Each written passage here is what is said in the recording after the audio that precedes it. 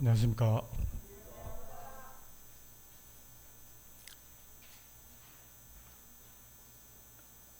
제가 지금 말씀을 전하려고 강단에 올라오기는 왔습니다만은 제가 이 말씀을 부탁을 받고 좀 고민이 많았습니다. 이 시점에 제가 말씀을 드리는 게 맞나 고민을 하다가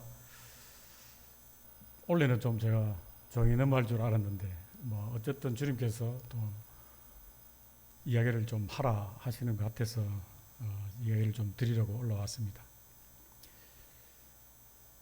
그래서 제가 드리는 이야기는 제가 지금 뭐 이런저런 것들을 비난하자 이런 것들이 아니고요. 우리 모두가 이 시점에 주님 앞에 어떠한 마음으로 우리가 남은 삶을 살아야 할지를 한번 돌아보는 그런 시간을 가지면 좋겠다 하는 생각에서 제가 말씀을 좀 드리려고 합니다.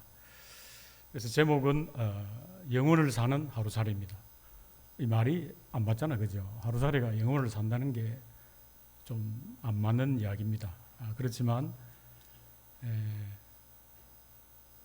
따지고 보면 저희들은 이러한 특권을 누릴 수 있는 그러한 자들인데 어떻게 보면 우리가 이 영혼이라는 초점에 맞추지 못하고 이 하루라는 초점에 맞춰서 우리가 생각하고 살다가 보니까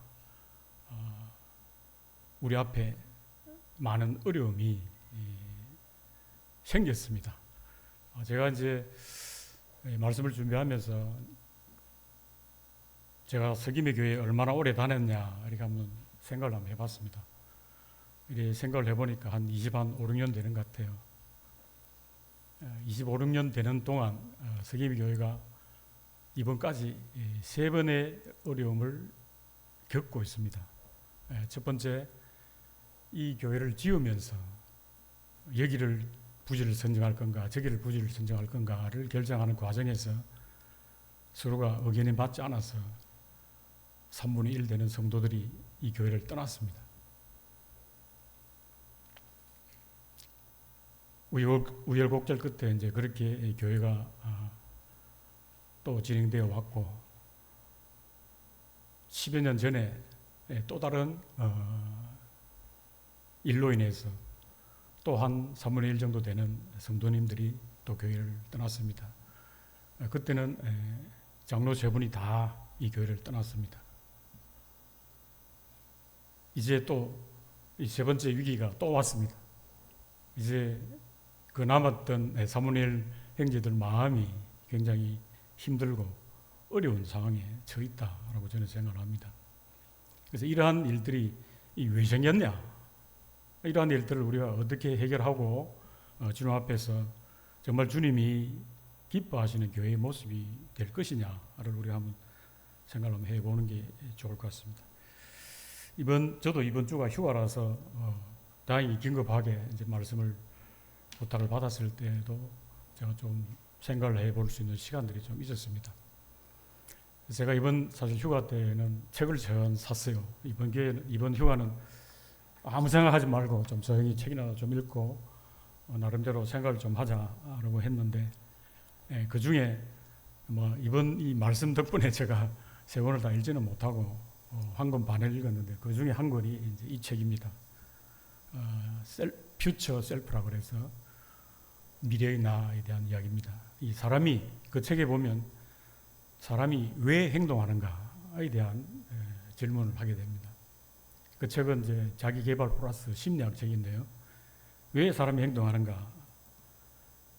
거기에는 이제 아리스토텔레스의 목적 원인이라는 걸 가지고 설명을 하는데 모든 행동은 목적을 이루기 위한 것이다 라고 이렇게 이야기를 하고 있습니다. 한 번만 더 풀어서 보면 인간의 모든 행동은 목표나 미래지향적인 어떤 목적을 이루는 수단이라는 것이죠. 그러니까 우리가 왜 행동하느냐, 사람이 행동하는 이유는 내가 생각하는 목표나 목적이 있기 때문에 그것을 얻기 위해서 움직인다는 것입니다. 행동을 한다는 것입니다. 그런데 우리가 그 행동을 어떻게 하느냐, 그 행동은 관점의 차이에 따라서 다르다는 것입니다. 그리고 어떤 관점을 갖고 있느냐에 따라서 그 행동을 하는 내용이나 질이나 이런 것들이 다르다는 것이죠. 이제 우리는 가만히 생각을 해보면 이 땅을 사는 삶이 있고요. 그 다음에 우리 육신이 이 땅을 떠난 이후에 영혼을 사는 삶이 있습니다. 우리 교회를 제가 이야기를 하는 게 아니고요. 우리가 지금 살아가고 있는 이 사회, 내가 속해 있는 회사, 우리가 사회에 속해 있는 국가, 우리가 보고 있는 이 세계는 다 이 땅을 사는 삶에 초점이 맞춰져 있습니다. 여기 있는 우리 그리스도인들 할지라도 우리 말은 입술로는 영혼을 산다고 이야기하지만 실제 우리의 삶의 모습은 다 이 땅을 사는 삶에 초점을 맞추고 있다는 것입니다. 이제 그러다 보니까 이 우리의 목적이나 목표가 이 어떻게 보면 일, 경제활동, 쉽게 얘기하면 돈 버는 일입니다. 그죠? 어떻게 보면 이게 수단인데 우리의 현재 세상에서의 삶을 보면 그 수단이 목표 또는 목적이 돼서 전부 다 이것만을 위해서 살아가고 있습니다. 거기다가 이제 우리가 이 그리스도인이라고 해서 조금 하나 플러스 한다면 이 복음 전하는 일들, 뭐 이 일에 우리가 조금은 신경을 쓰고 있는 게 아닌가 하는 생각이 듭니다. 그러나 하나님께서 우리에게 원하시는 것은 하나님을 닮은 이 성품, 그 인격을 갖춰서 우리가 짧은 이 땅을 마치고 하늘나라에 갔을 때 우리가 온전히 하나님과 사귈 수 있고 여기 있는 모든 성도님들과 아무 문제 없이 사귈 수 있는 그러한 인격을 갖춘 그런 성도들이 되는 게 하나님 보실 때 필요한 것인데 우리는 생각은 그렇게 하고 있을지 모릅니다. 그죠? 그렇지만 우리의 일상을 보고 우리의 삶을 보면 그렇지 않다는 것입니다. 그러다 보니까 이 목적을 달성하기 위해서 우리의 행동이나 우리의 수단이 전부 다 이렇습니다. 이 돈을 벌기 위해서 우리가 열심을 내고 노력하고 그러다 보면 좀 칭찬도 받게 되고요. 그죠? 그러다 보면 좀 자랑도 하고 자랑이 좀 심하다 보면 좀 뻐기기도 하고 그 다음에 또 내가 좀 더 큰 것을 얻기 위해서 내 주장도 합니다. 이제 그러다가 내하고 맞지 않으면 이제 비난을 하는 거죠. 이제 그러다 보면 편을 가르게 되고 무리를 짓게 되는 겁니다. 우리가 사는 사회는 전부 다 이렇습니다.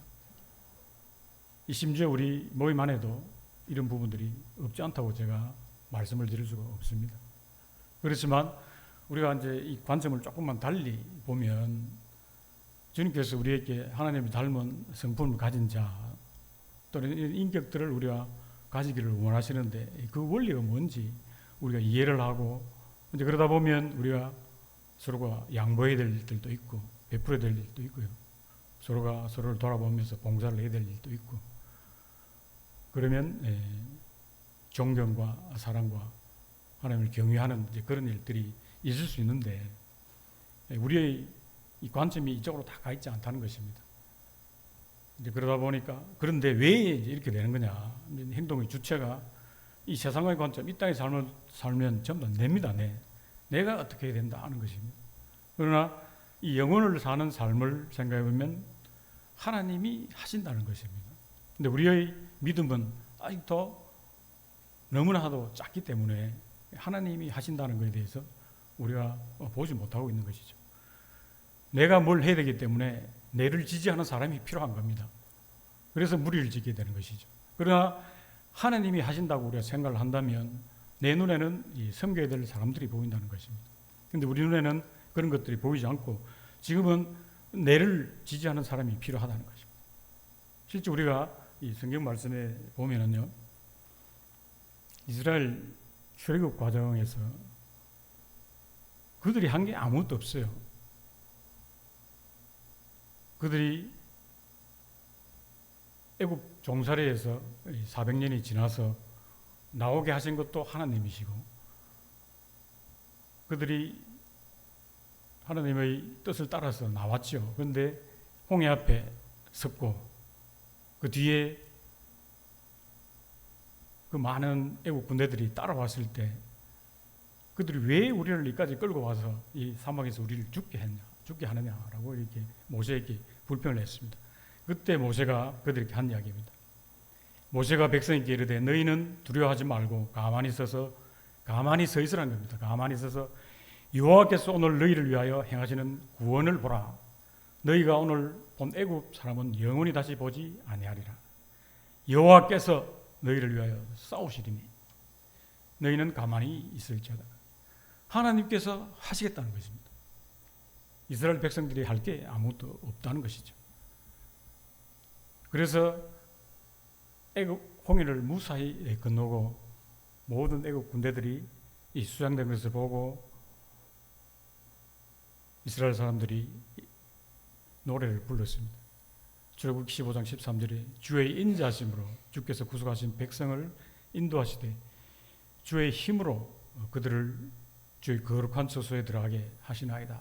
이렇게 노래를 막 불렀습니다. 그러나 이 노래가 3일을 못 가서 또한 하나님을 비난하고 모세를 비난하는 그런 지경에 처하게 된 것이죠. 그렇지만 이 과정에서 모세가 한 것이 아니고 이스라엘 백성들이 한 것이 아니고 오로지 하나님께서 이 일을 하셨다는 것입니다. 또 하나 더 예를 보면 기드온이 미디안 정복 과정에서도 동일합니다. 엄청난 미디안 군대들을 봤을 때 기드온이 하나님의 사자가 기드온에게 가서 싸우라고 이야기했을 때 15절에 기드온은 이렇게 이야기합니다. 기드온이 그에게 대답하여 이르되 오 주여 내가 무엇으로 이스라엘을 구원하리까? 보소서 나의 집은 므낫세 중에 극히 약하고 나는 내 아버지 집에서 가장 작은 자니이다 하니 여호와께서 거기에 이르시되 내가 반드시 너와 함께 하리니 내가 미디안 사람 치기를 한 사람 치듯 하리라. 이때도 동일하게 하나님께서 네가 하는 게 아니고 내가 하겠다라고 이렇게 이야기를 하셨습니다. 그래서 처음에 한 3만 2천 명 되는 이스라엘 백성들을 모았다가 이제 10,000명으로 줄였고 마지막 300명으로 줄였지 않습니까? 300명으로 줄인 이유는 우리가 너무나도 잘 알고 있지 않습니까? 그때 그래도 하나님께서 네가 불안하거든 한번 그 진영에 내려가 보라 했을 때 그 진영에서 적군들이 한 이야기입니다. 그의 친구가 대답하여 이르되 이는 다른 것이 아니라 이스라엘 사람 요아스의 아들 기드온의 칼이라. 하나님이 미디안과 그 모든 진영을 그의 손에 넘겨주셨느니라 하더라. 기드온이 그 꿈과 해몽하는 말을 듣고 경배하며 이스라엘 진영으로 돌아와 이르되 일어나라 여호와께서 미디안과 그 모든 진영을 너희 손에 넘겨주셨느니라. 그때 기드온이 하나님께서 모든 것을 준비하고 계시다는 것을 이제 안 겁니다. 그래서 22절에 300명이 나팔을 불 때 여호와께서 그 온 진영에서 친구끼리 칼로 치게 하심으로 적군이 도망하여 이렇게 되어 있습니다. 여기서 기드온이 한 게 아무것도 없지 않습니까? 기드온이 미디안을 정복할 때도 하나님께서 미디안 백성을 기드온에게 붙여줬고 실제 전장에서는 여호와께서 미디안 군사 자기들끼리 서로 치고받고 싸웠다는 것입니다. 기드온은 한 게 아무것도 없어요. 단지 나팔을 분 것 외에는 없다는 것입니다. 이제 우리가 하나님이 하시는 일들을 보면 하나님께서는 내가 하는 게 아니고 하나님께서 모든 일을 준비하고 계시다는 것입니다.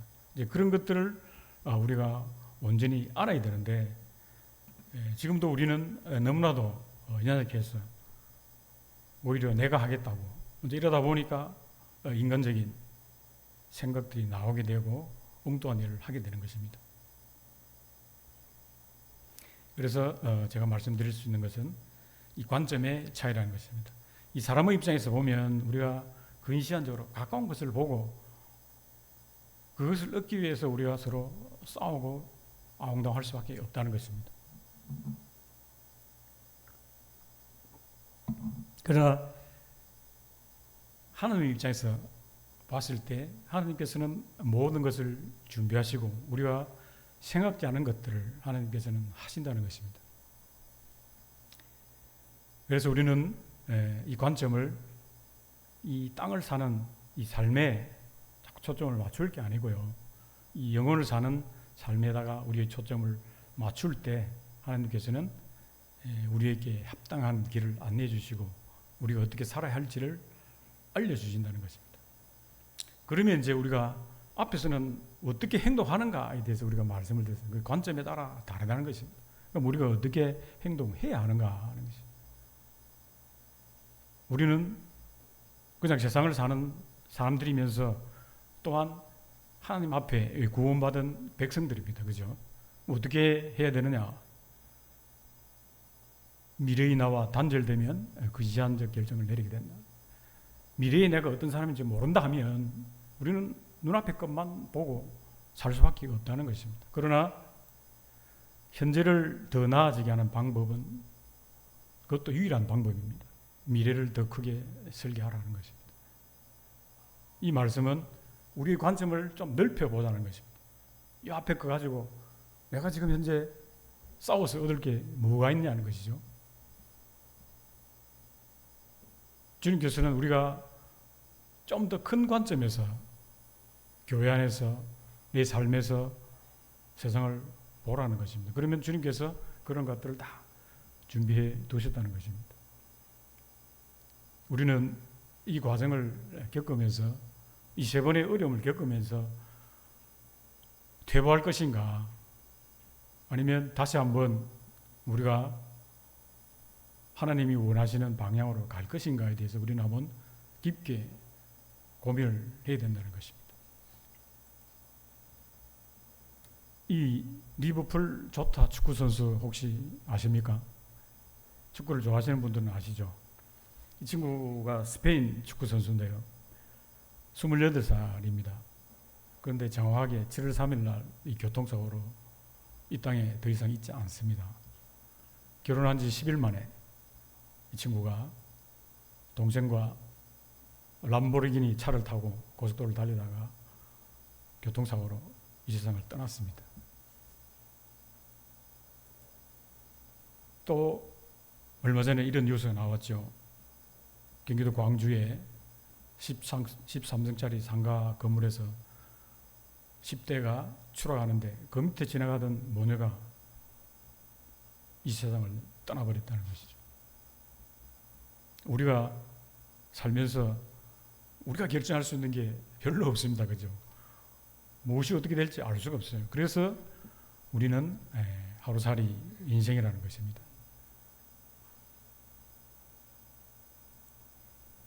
잠언 27장 1절에 이렇게 기록하고 있습니다. 너는 내일을 자랑하지 말라. 하루 동안에 무슨 일이 일어날지 내가 알 수 없다. 라고 이렇게 기록을 하고 있습니다.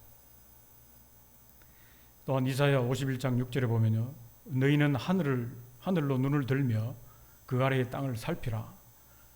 하늘이 연기같이 사라지고 땅이 옷같이 헤어지며 거기에 사는 자들이 하루살이같이 죽으려니와 나의 구원은 영원히 있고 나의 공의는 펴이지 아니하리라. 이제 머지않아 주님께서 오실 때 저희들이 이제 이러한 성경 구절이 아마 생각이 나게 될 것입니다. 그런데 우리는 하루살이긴 한데 어떤 하루살이냐 하는 것입니다. 영생을 소유한 하루살이들이라는 것입니다. 참 과분하지 않습니까? 우리는 내일을 기약할 수 없는 자들이지 않습니까? 지금 우리가 이 교회를 떠나서 집에 가다가 무슨 일이 벌어질지 몰라요.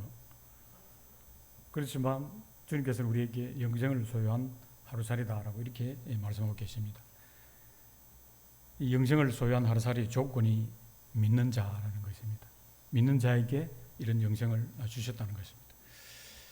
요한복음 5장 24절에 보면요. 내가 진실로 진실로 너희에게 이르노니 내 말을 듣고 또 나 보내신 이를 믿는 자는 영생을 얻었고 심판에 이르지 아니하나니 사망에서 생명으로 옮겼느니라. 이 말씀은 우리가 처음 주님 앞에 나왔을 때 이 말씀을 믿고 구원을 받은 분들이 많이 있을 걸로 생각은 됩니다. 또한 진실로 진실로 너희에게 이르노니 믿는 자는 영생을 가졌나니. 우리가 너무나도 잘 알고 외우는 요한복음 3장 16절에는 하나님이 세상을 이처럼 사랑하사 독생자를 주셨으니 이는 그를 믿는 자마다 멸망치 않고 영생을 얻게 하려 하십니다. 우리가 하루 살기는 하지만 영생을 소유한 그 이면에는 우리가 조건이 하나 있습니다. 그게 바로 하느님을, 예수님을 믿는 자라는 것입니다. 믿지 않는다면 영생을 소유하지 않은 하루살이입니다. 그래서 우리가 이 믿는 자라고 하신다면 우리는 영생을 소유한 하루살이입니다. 이 영생에 대한 값에 대해서는 우리가 깊게 한번 생각을 해봐야 된다는 것이죠. 그런데 이 영생에 대해서 하나님께서 이렇게 약속을 해주셨습니다. 내 아버지 뜻은 아들을 보고 믿는 자마다 영생을 얻는 것이니 마지막 날에 내가 이를 다시 살리리라 하시니라. 내 살을 먹고 내 피를 마시는 자는 영생을 가졌고 마지막 날에 내가 그를 다시 살리리라.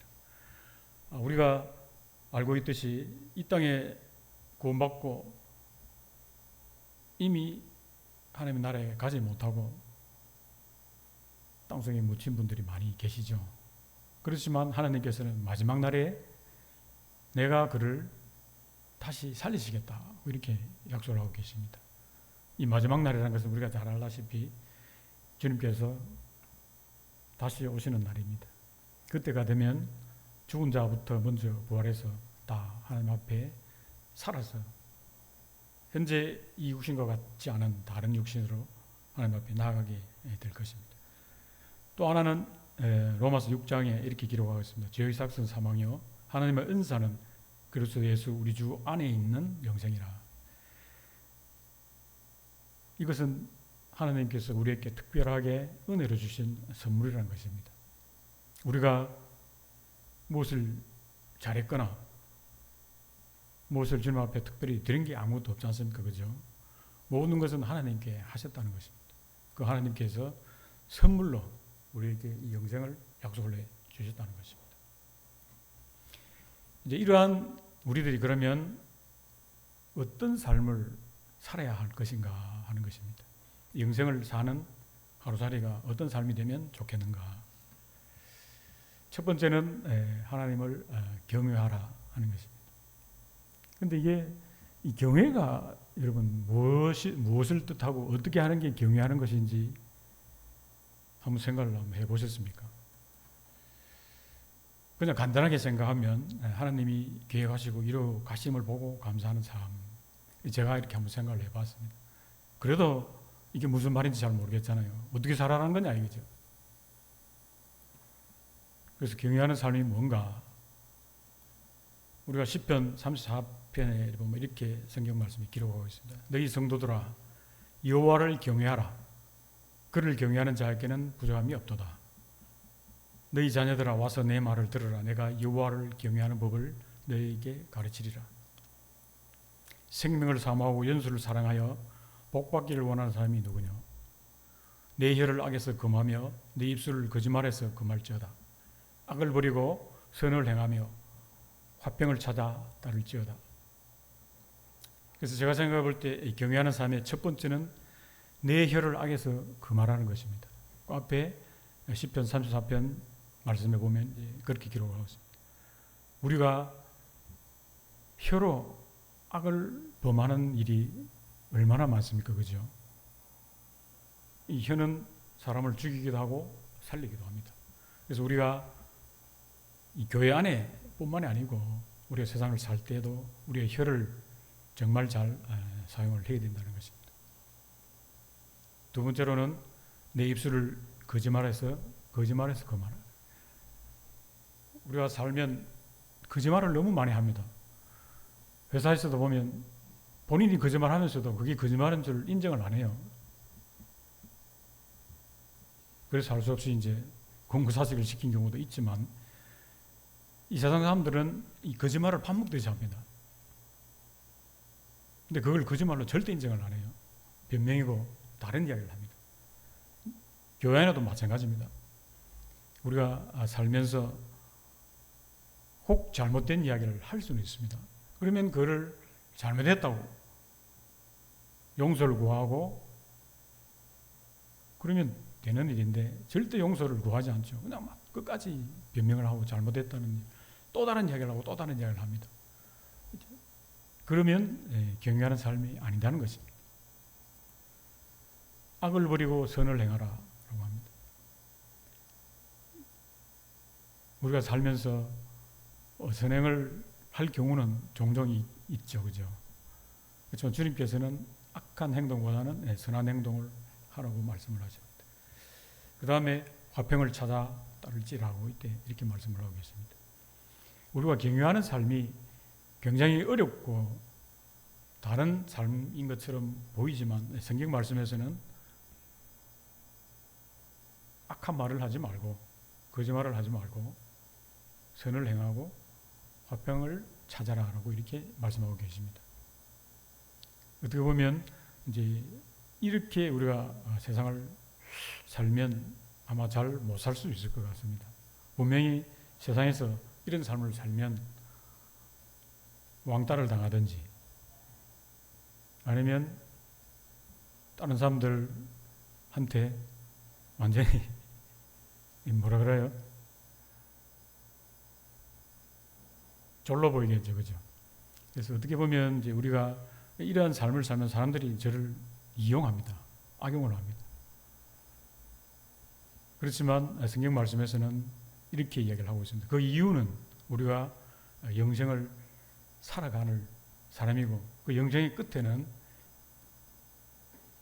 하나님의 인격을 닮은 그 성품을 만들어야 되기 때문에 하나님께서 그렇게 이야기를 하고 계신다는 것입니다. 두 번째로는 내일의 헛된 계획을 훔치 말라라고 이렇게 말씀하고 계십니다. 누가복음 12장 18절 말씀 우리가 이제 잘 알고 계신 말씀인데요. 제가 한번 읽어보겠습니다. 또 이르되 내가 이렇게 하리라. 내 곡간을 헐고 더 크게 짓고 내 모든 곡식과 물건을 거기에 쌓아두리라. 또 내가 내 영혼에게 이르되 내 영혼아 여러 해 쓸 물건을 많이 쌓아두었으니 평안하시고 먹고 마시고 즐거워하자 하리라 하되 하나님은 이르시되 어리석은 자여 오늘 밤에 내 영혼을 내가 도로 찾으리니 그러면 내 준비한 것이 누구의 것이 되겠느냐 하셨으니 자기를 위하여 재물을 쌓아두고 하나님께 대하여 부여하지 못한 자가 이와 같으니라. 우리가 세상을 살면서 재물을 쌓는 일이 사실 필요합니다. 제가 지금 여기도 많이 계시던데 이 정한 사람들이라는 밴드를 보면 거기 너무나도 많은 그 사역자들이 질병과 병에 시달리고 있는 부분들을 많이 보고 있습니다. 또한 많은 해외 선교를 하고 계신 분들 소식을 듣고 있는데요. 참으로 우리가 그분들을 도와드리고 싶고 조금이라도 그분들 앞에 보탬이 되고 싶지만 우리가 재력이 없을 때는 그렇게 하지 못한다는 것이죠. 마음만 있다는 것이죠.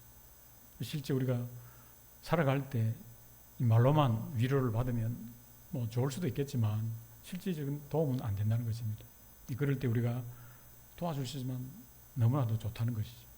그렇지만 그게 엉뚱한 욕심을 가지고 엉뚱한 대로 나가게 되면 하나님께서는 이렇게 말씀을 하십니다. 오늘 내가 내 영혼을 도로 찾겠다고 말씀을 하십니다.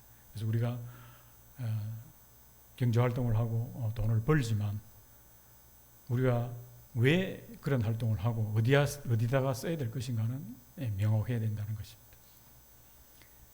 그 다음 두 번째로 야고보서 4장 13절 말씀에 보면 이렇게 기록을 하고 있습니다. 들으라 너희 중에 말하기를 오늘이나 내일이나 우리가 어떤 도시에 가서 거기서 1년을 머물며 장사하며 이익을 보리라 하는 자들아 내일 일을 너희가 알지 못하나도다.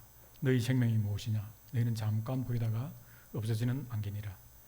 너희가 도리어 말하기를 주의 뜻이면 우리가 살기도 하고 이것이나 저것을 하리라 할 것이거늘 이제도 너희가 허탄한 자랑을 하니 그러한 자랑은 다 악한 것이니라. 앞에와 동일한 말씀이시죠. 우리는 내일을 알지 못하는 그러한 자들입니다. 잠깐 보이다가 없어질 사라질 안개와 같은 그러한 자들이라는 것이죠.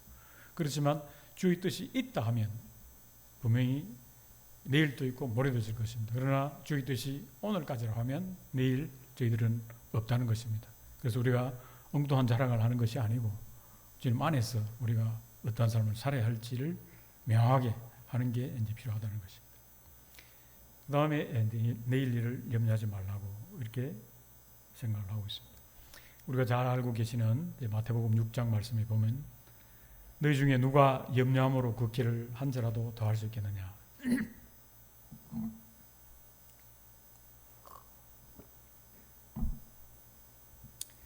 저도 키가 한 30cm 정도 더 컸으면 참 좋겠습니다. 근데 그게 그렇게 한다고 해서 제가 될 수 있는 게 아니기 때문에 일찌감치 제가 포기를 했습니다. 그런즉 너희는 먼저 그의 나라와 그의 의를 구하라. 그리하면 이 모든 것을 너희에게 더하시리라. 그러므로 내일 일을 위하여 염려하지 말라. 내일 일은 내일이 염려할 것이요.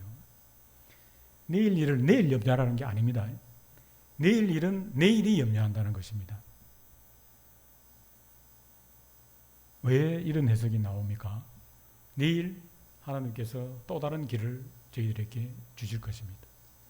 우리는 오늘 주님께서 우리에게 주신 오늘 일을 다 하시면 된다는 것입니다. 내일 되면 내일 주님께서 또 다른 일을, 또 다른 방법을 주님께서 주시겠다 하시는 것입니다. 우리가 이제 내일 일은 내일 염려하라 이렇게 많이 이야기하시는데요. 내일 일을 내일 염려하는 게 아니고 내일 가서 다시 상황이 정리될 때 그때 다시 우리가 염려를 하시면 된다는 것입니다. 이 영어 성경을 보면 itself라고 tomorrow itself 이렇게 되어 있습니다. 내일 이 염려를 하게 될 것입니다. 그래서 우리가 해야 될 일은 먼저 그의 나라와 그의 의를 구하라. 그리하면 이 모든 것을 너희에게 더하시리라. 우리가 할 것은 먼저 그의 나라와 그의 의를 하나님의 의가 무엇인지 우리가 먼저 구하는 일이 필요하다는 것입니다. 내일 일을 자랑하지 말라 하는 것입니다. 앞에서 말씀드렸듯이 하루 동안에 우리가 무슨 일이 일어날지 모르기 때문에 우리가 쓸데없는 자랑을 해서는 안 된다는 것입니다. 우리가 자랑해야 될 것은 예레미야서 9장 말씀에 이렇게 기록하고 있습니다. 여호와께서 이와 같이 말씀하시되 지혜로운 자는 그의 지혜를 자랑하지 말라. 용사는 그의 용맹을 자랑하지 말라. 부자는 그의 부함을 자랑하지 말라. 자랑하는 자는 이것으로 자랑할지니 곧 명철하여 나를 아는 것과 나 여호와는 사랑과 정의와 공의를 땅에 행하는 자인 줄 깨닫는 것이라. 이렇게 기록하고 있습니다. 하나님께서 우리가 자랑해야 할 것은 하나님이 누구신지를 알아라는 것입니다. 두 번째로는 하나님께서 사랑과 정의와 공의를 땅에 있는 자에게 행하시겠다는 것입니다. 하늘에 있는 자에게 행하신다는 게 아니에요. 하나님께서는 이 땅에 사는 자에게 하나님의 사랑과 정의와 공의를 행하시겠다고 하시는 것입니다. 이 두 가지 사실을 우리가 명확하게 깨닫는 것이 중요하다고 생각이 됩니다. 그래서 길게 하는 것보다는 짧게 하는 게 좋겠죠. 그래서 이제 간단하게 요약을 하면요. 우리는 내일을 알 수 없는 하루살이 인생들입니다. 그렇지만 성도는 영생을 소유한 하루살이들입니다. 이러한 하루살이들이 어떻게 이 땅을 살아가야 할지 우리 삶에 대해서 제가 4가지를 말씀드렸습니다. 첫 번째는 하나님을 경외하라 하는 것입니다. 그 경외하라는 것이 악한 말을 금하고 거짓말을 금하고 선을 행하고 화평을 쫓으라 라고 말씀을 드렸습니다. 내일의 헛된 계획을 품지 마라 하는 것입니다. 그렇지만 우리가 해야 할 일은 하나님의 나라에 합당한 성품을 어떻게 우리가 계속해서 연습할 것인지, 그러한 입장에서 우리는 우리의 관점을 어디까지 확장해 갈 것인지, 그러한 생각들을 우리가 해야 된다는 것입니다. 우리가 너무 좁은 시야로 이렇게 본다 하면 눈앞의 것만 가지고 불필요한 언쟁과 불필요한 논쟁을 하게 될 것이고요. 긴 관점에서 보면 우리가 영혼의 관점에서 보면 우리가 7, 80년 산다고 하는 게 한순간이라는 것이죠. 아무것도 아닌데 이걸 가지고 우리가 서로 아웅다웅해서 될 일은 아니다 하는 것입니다. 그렇지만 분명한 것은 하나님 앞에 악한 말과 거짓말과 선하지 못한 행동, 화평을 깨는 행동을 해서는 안 된다는 것입니다. 그럼 내일 일을 우리가 염려하지 말고 먼저 그의 나라와 그의 일을 구하라. 그리하면 하나님께서 이 모든 것을 주시겠다고 이렇게 말씀을 하셨습니다. 내일 일을 자랑하지 마라. 오직 여호와를 아는 것과 여호와는 사랑과 정의와 공의를 땅에서 행하는 자인 줄을 우리가 깨닫는 것이 필요하다라고 말씀을 드렸습니다. 네, 이상 기도하고 말씀을 마치겠습니다.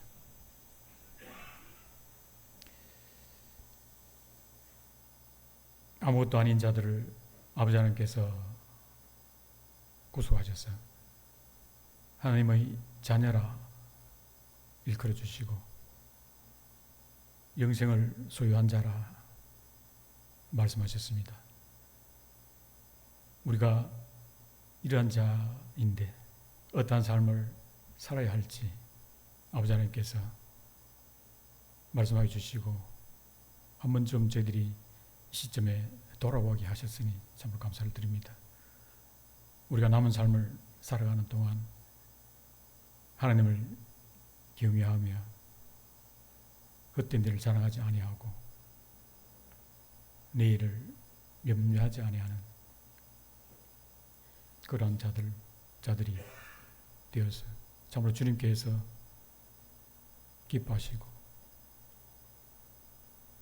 주님 다시 오셨을 때 우리가 기쁨으로 주님 앞에 나아갈 수 있는 그런 성품들이 훈련된 자들로 주님 앞에 나아가기를 원합니다.